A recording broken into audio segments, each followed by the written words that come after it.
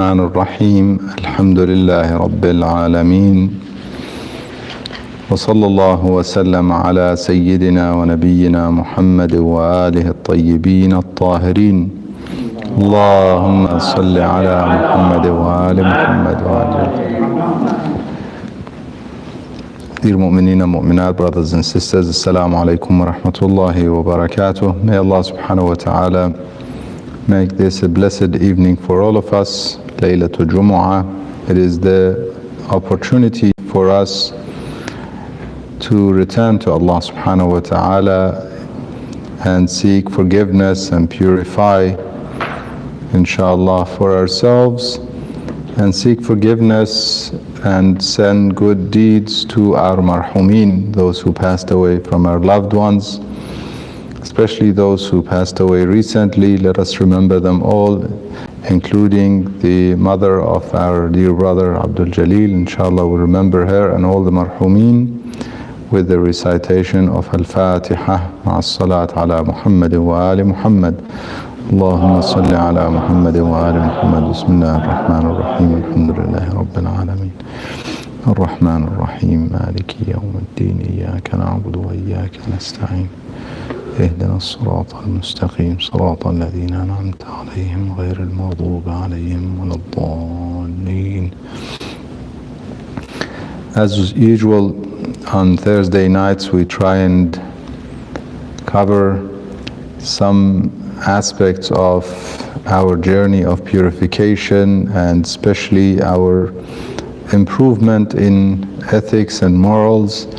Have been reflecting on the dua from Imam Zainul Abidin alayhi salam, dua Makarim al-Akhlaq, which is in the format of supplication and dua. The Imam teaches us what we should be asking for and seeking to improve in our akhlaq, in our ethics, morals, behavior, in order to become closer to Allah subhanahu wa ta'ala in the closest and the highest possible positions. Makarimul akhlaq, the most honorable and the highest levels of akhlaq, as the dua suggests, the name of it and the lines in the dua. And as we realize that from the Holy Quran, the mission of Rasulullah sallallahu alaihi wasallam was for the same thing, for the completion and perfection of the honorable akhlaq, ethics and morals. He says, إِنَّمَا بُعِثْتُ لِأُتَمِّمَ مَكَارِمَ الْأَخْلَاقِ. Inshallah, we fulfill our duty to Rasulullah sallallahu alaihi wasallam in purification, so that we help him achieve his goal and the mission of his message, inshallah. The different sections of the dua start with the name and the seeking blessings for Muhammad wa ali Muhammad. Allahumma salli ala Muhammad wa ali Muhammad, which is a dua in itself, and it is also further connection and further strength for our iman, and it helps in the answering of our dua, whatever we're asking for and seeking from Allah subhanahu wa ta'ala. It helps us achieve it, because we are asking for something that is mustajab, that is answered, and then we ask for other things alongside what the salawat is, this beautiful dua and salawat, inshallah. Another section in the dua, he says, Allahumma khud li nafsika min nafsi ma yuslihuha, ma yukhallisuha, wa abqi li nafsi min nafsi ma yuslihuha, fa inna nafsi halikatun aw ta'simaha. 3 lines, very powerful, very deep, inshallah. We try and reflect on them and ask sincerely for those on this night, especially as we approach, or we have passed actually in terms of the calendar, but tomorrow we are celebrating and gathering in celebration of the birth of Fatima Zahra salamullah alayha. Although it happened earlier in the week, in light of this memory of Lady Fatima salamullah alayha, these lines actually make deeper sense and stronger they have stronger meaning, because she was a great example of that. In fact, she taught her children and her grandchildren, and they ask for those things as part of the lessons that they learned from their mother Fatima salamullah alayha.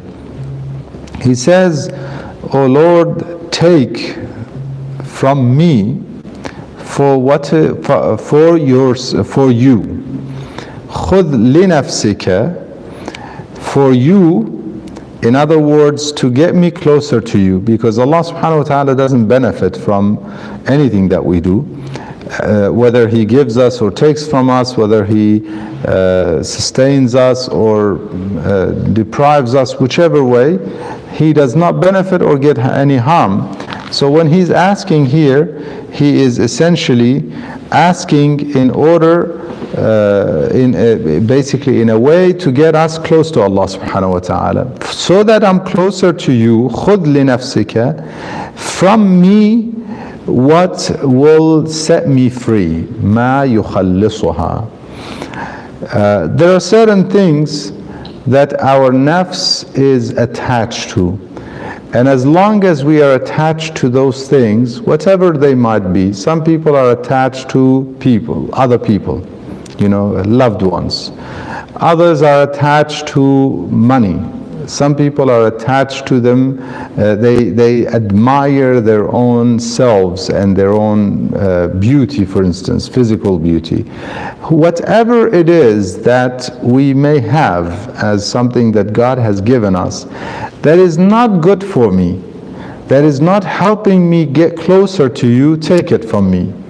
This is what the Imam is asking for and teaching us to ask for. خُذْ لِنَفْسِكَ مِن نَفْسِي مَا يُخَلِّصُهَا, so that my nafs is free. We are often asir, we are somehow prisoners and captives of certain things that we are attached to, worldly things that we're attached to. For some it may be their a home that they love so much, they're attached to it so much, that it becomes itself an obstacle, a hurdle in their path to closeness to Allah subhanahu wa ta'ala. So he says, take it. Whatever it is that would set my nafs, me, free, go take it from me, Ya Allah. خُذْ لِنَفْسِكَ مِن نَفْسِي مَا يُخَلِّصُهَا وَأَبْقِ لِنَفْسِي مِن نَفْسِي مَا يُصْلِحُهَا. Only keep for me what will help me get better, become better, reformed. Sometimes we're asking God in our minds, maybe in our hearts, maybe even we say it verbally, to free us from certain individuals in our lives. It could be a neighbor, it could be a friend, it could be a spouse, it could be a child, it could be anybody that we feel like I just don't want this person in my life. And we may even go as far as saying, Ya Allah, take this person from my life. Somehow take him. You can take their life, take them away somehow, thinking that this is the best thing for us. And other times we're so attached to someone, we don't want to lose them. And the Imam is teaching us that we should focus on what's best for our nafs in its journey of purification and closeness to Allah subhanahu wa ta'ala. So if some relationship, if some individual, if some entity, if something is good for my nafs, keep it for me. I don't like it, keep it for me. It's a challenge for me, keep it for me. And if it's not good for me, if it's attached, it's basically imprisoning me and not letting me be free in my journey to you, take it from me. So the determiner of what we're asking to keep and what we're asking to take away is not my preference and my desire, rather what is best for my nafs and in the journey of purification for my nearness to Allah subhanahu wa ta'ala.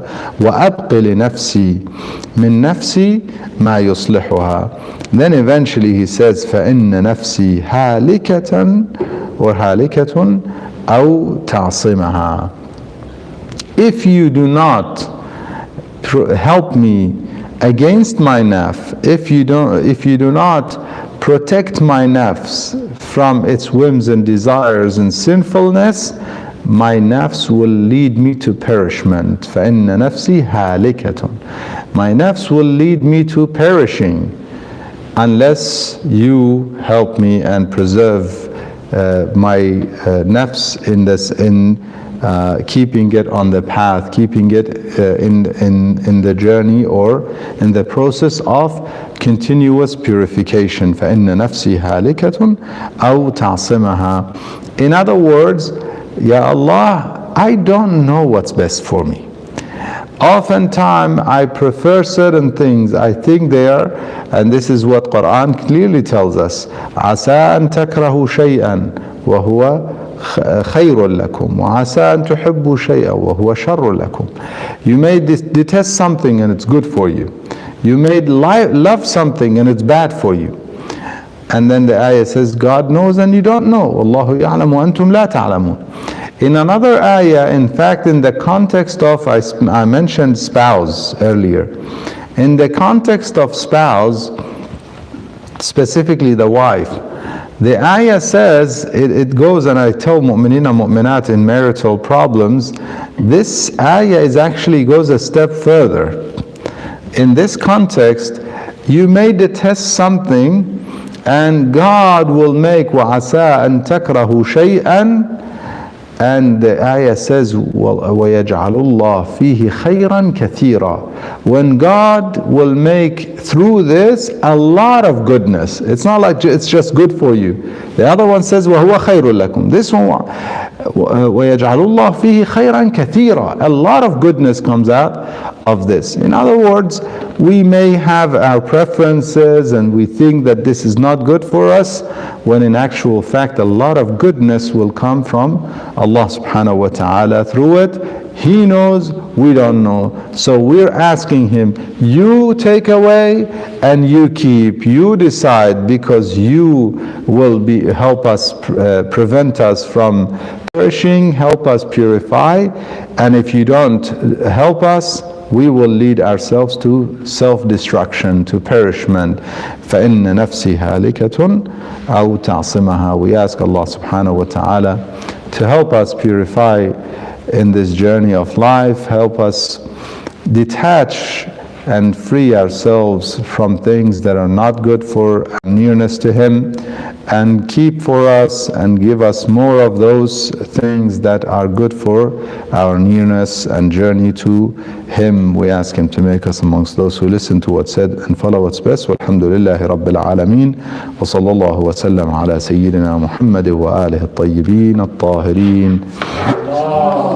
اللهم صل على محمد وآل محمد وعجل فرجهم. أحسن.